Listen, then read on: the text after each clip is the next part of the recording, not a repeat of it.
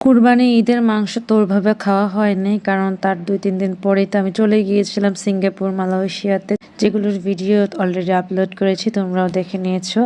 তো কুরবানির মাংস তো থাকবেই, তারপরও সবজি রান্না করা হয়েছে, ঘন ডাল রান্না করা হয়েছে, আর শুটকি ভুনা করা হয়েছে। যত কিছুই থাকুক না কেন, আমার এই ঝোড়া মাংস চাই চাই। কুরবানি ঈদের ঝোড়া মাংস মানে আমার অমৃত মনে হয়। আমার মনে হয় যে এই ঝোড়া মাংস হলে আমার আর কিছু লাগবে না। তো দেখো, আমি অনেকগুলো ঝোড়া মাংস, ঝরঝরা ভাত নিয়ে নিছি, আর কাঁচামরিচ পেঁয়াজ নিয়ে নিচ্ছি, কারণ আমি এগুলো দিয়ে আজকে দুপুরে লাঞ্চ করে নিচ্ছি। মালয়েশিয়া থেকে আসার পরের দিনের এই ভিডিওটি। তো ভাবলাম আমি বিদেশ ঘুরে আসার পরও কিন্তু মাংস দিয়ে ভাত খাচ্ছিলাম, যেটি আমার খুবই ফেভারিট, বিশেষ করে ঝোড়া মাংস। তাছাড়া ঝরঝরা ভাতের সাথে তো খুব ভালো লাগে, তাই না? ডিনারেও সেটি করে নিয়েছি। পরের দিন সকালের নাস্তা দেখো, এই যে সুমি বানাই দিচ্ছে পিঠা। তো এটারে তোমরা কি পিঠা বলো? আমাদের এটারে বলে চিতই পিঠা বলে। তো এটা দিয়েও ঝুরা মাংস খেয়ে নিছি, যেটারও আমি ছাড় দিইনি, মানে ঝুরা মাংস আমি খাবোই।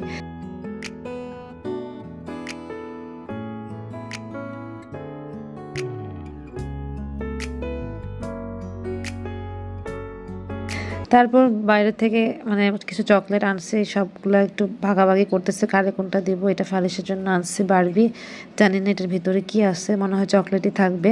তো এখন এটা সব মানে কারে কি দিব সব কিছু অল্প অল্প করে আমি নিয়ে নিচ্ছিলাম, যে চকলেটই তো দিব টুকটাক গিফট হিসেবে। তো দেখা গেছে আমার তো ফ্যামিলি মেম্বার অনেক, আশেপাশে যারা আছে সবাই তো টুকটাক চকলেট হলেও দিতে চাই। তো সেই চিন্তা করে আমি সব মানে গিফট আইটেমগুলো রেডি করে ফেলছি। তারপর আমার কাছে মনে হয়েছিল যে আম্মুর সাথে একটু দেখা করে আসি। তো ওই চিন্তা করে আম্মুর জন্য গিফট টিফট নিচ্ছিলাম, আম্মুর জন্য শ্যাম্পু, চকলেট, আর কি যেন নিছি, ভাই বোনের জন্য নিছি, হিজাব টিজাব হাবি জাবি টুকটাক নেওয়া হয়েছে। ওগুলো নিয়ে বাসায় যাওয়ার পরই আম্মু আমাকে দেখো তালের শ্বাস দিচ্ছে, অনেকগুলি দিচ্ছে। তো খাওয়ার মাঝখানে মনে হইলো যে আল্লাহ, ভিডিও তো করলাম না। দুইটা ছিল, দুইটার মধ্যেই আমি মনে হয়েছিল, তো ভিডিও করে ফেললাম। আম্মু আমাকে ছিলে ছিলে দিচ্ছে, তারপর ভাত খাইছি। তারপর খালার বাসায় গেছিলাম, আমার কাজিন আসছিল কুয়েত থেকে, তাদের বাসায় গেছিলাম, তারাও নাস্তা দিচ্ছিল। তারপর আমরা ঘুরে টুইরা আইসা, এই যে আমি মনে করতেছিলাম যে কিছু টুকটাক কেনাকাটা করব, তো সেগুলোই করতেছি এখানে। আপন মাঠ থেকে আমি যা যা কেনার কিনে নিতেছিলাম। তো বিদেশ ভ্রমণ করে আসার পর আমরা শর্মী আপুদের ইনভাইট করছিলাম, কারণ তারা অলরেডি আমাদেরকে অনেকবার ইনভাইট করছে। ঈদের পরে আমরা চিন্তা করছি যেহেতু বাইরে চলে যাচ্ছে, তখন আর ইনভাইট করা হয়নি। তো এই জন্য আমরা ওনাদেরকে নিয়ে নেহারি খাবো প্ল্যান করি। আমি গরু মাংসগুলো আমি ডিপে রেখে গেছিলাম, কষিয়ে কষিয়ে সেগুলো নামাইছি, কিছু মাংস নামাইছি।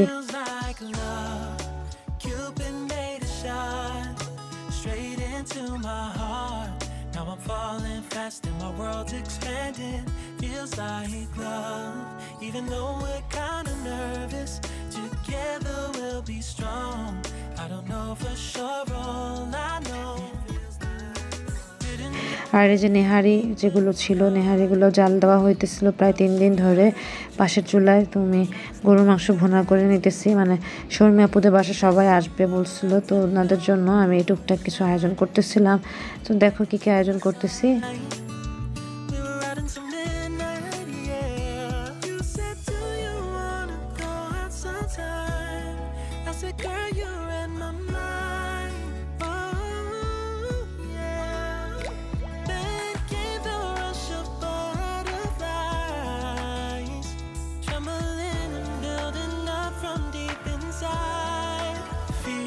মানে গরুর মাংস কয়েক রকমের ছিল, সাথে তোমার যে ডেজার্ট হিসেবে মনে হয়েছিল একটু সেমাই রান্না করে ফেলি। তো এই সেমাইটা রান্না করে ফেলছি, বাদাম আর কিশমিশ একটু ঘিয়ে ভেজে নিছি, পরে লাস্টে একটু ডেকোরেশন করে নেব। তো ডেজার্ট হিসেবে সেমাই ছিল, বেশি কিছু করি নাই আসলে, সময় ওরকম পাইনি, আরও অনেক কিছু করার ইচ্ছে ছিল। যাই হোক, তারপর বাগার দিয়ে দিতেছি তোমাদের সেই দেখো নেহারিটা, যে নেহারি আমরা কেউ এখনও খাইনি, কুরবানি ঈদের নেহারি আজকে সবাই খাবো এরকম একটা প্ল্যান। তো এই জন্য সবাইকে নিয়েই খাচ্ছিলাম। আর এই যে দেখো অনেকগুলো পেঁয়াজ আমি রসুন সহ বাগার দিয়ে নেহারির মধ্যে ঢেলে দিলাম, কি সুন্দর একটা স্মেল হইতেছিল। যাই হোক, আমি নেহারিতে কোনো মানে বাড়তি মশলা দিই না, আমি নর্মাল এই গরুর হাড়ের ভেতরের থেকে যা যা আছে সব বের করে ফেলবো। সারা দিন রাত দরকার হলে 10 দিন আমি চুলায় বসাবো, সেটি করে নিছি। 4 থেকে 5 দিন চুলায় বসানো ছিল। আর এই চুলায় বসিয়ে এটার ভাপে আমার আঙ্গুলও পরে ফেলছিলাম, যেটির ভিডিও অলরেডি তোমাদের আগে দেখাই ফেলছিলাম। আর এই যে এখন আমি এখানে মানে নেহারির জন্য যা যা লাগে, আদা কুচি, ধনিয়া পাতা কুচি, লেবু, বেরেস্তা সব কিছু রেডি করে ফেলছি। তারপর সবাই আসছে, সবাই একসাথে এভাবে ডিনার করে নিচ্ছিল। নান রুটি নিয়ে আসা হয়েছিল অনলাইন থেকে অর্ডার করে, নান রুটি দিয়ে সবাই এগুলো আমরা খেয়ে নিচ্ছিলাম ডিনার হিসাবে। I don't know for sure, all I know this love is blossoming between us in yellow and indigo. I'll hold it gently in my heart until it's taken over. এটা হচ্ছে মালয়েশিয়া থেকে আসার পর 7 থেকে 8 দিনের ঘটনা একটু শেয়ার করলাম এই ভিডিওর সাথেই অ্যাড করে ফেললাম। তো হঠাৎ করে বাপ্পি ফোন দিয়ে বলছিল শম্পার অনেক সিক, শম্পার জন্য ওষুধ নিয়ে যেতে হবে। তো শম্পার জন্য ওষুধ নিয়ে গেছি, বাচ্চাটির অ্যাসিডিটির প্রবলেম ছিল। এদিকে বাচ্চারা আমাকে পেয়ে আমরা ওর সাথে গল্প করতেছিলাম, শম্পা তো রেস্টে ছিল। ও এত কিউট, মাশাল্লাহ, তোমরা মাশাল্লাহ বলতে ভুলো না। অনেক এনজয় করছে আমার সাথে, আমাকে অনেক গল্প শোনাচ্ছিল, অনেক স্টোরি দেখাচ্ছিল, মানে ইমেজগুলি। তারপর আমাকে ফুফু ছিল, ফুফু আমাকে অনেকগুলো চকলেট দিচ্ছে। আর বাচ্চারা টিভি দেখতেছিল। ফুফু গ্রাম থেকে অনেকগুলো কাটলিচু নিয়ে আসছে, বললো যে কাটলিচু মানে খাওয়ার পর যে বিচিটা আছে ওটা যদি লাগাই তাহলে নাকি কাটলিচুর গাছ হয়। ওনাদের নিজস্ব গাছ আছে। তো আমি খেয়েও গেছি, আবার নিয়েও নিচ্ছি মার জন্য। সাথে ফুফু আমাকে অনেকগুলো চকলেট দিচ্ছে, ওগুলো নিয়ে নিচ্ছি। তারপরে এই বাচ্চাগুলোর সাথে খেলা করতেছিলাম। আলাইজ অনেক সুন্দর খেলতেছিল, টেপ দেখতেছিল, মানে ওদের মতো খেলতেছিল, আমি ওদের পাশে বসেছিলাম। অনেক ভালো সময় কাটিয়েছি।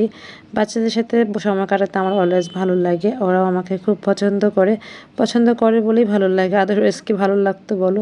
চেষ্টা করি সব বাচ্চাদের যে পছন্দ করানোর মতো একজন হই। দেখা গিয়েছে যে ম্যাক্সিমাম বাচ্চারা আমাকে পছন্দই করে, মানে অপছন্দ করার মতো এখনও পাইনি, জানি না ভবিষ্যতে পাবো কিনা। তো দেখতে পারতেছো অনেক সুন্দর করে ক্লে দিয়ে অনেক পুতুল বানাচ্ছে, এটা সেটা বানাচ্ছে আর আমাকে দেখাচ্ছিল, আমিও দেখতেছিলাম। আর ও খুব এনজয় করতেছিল।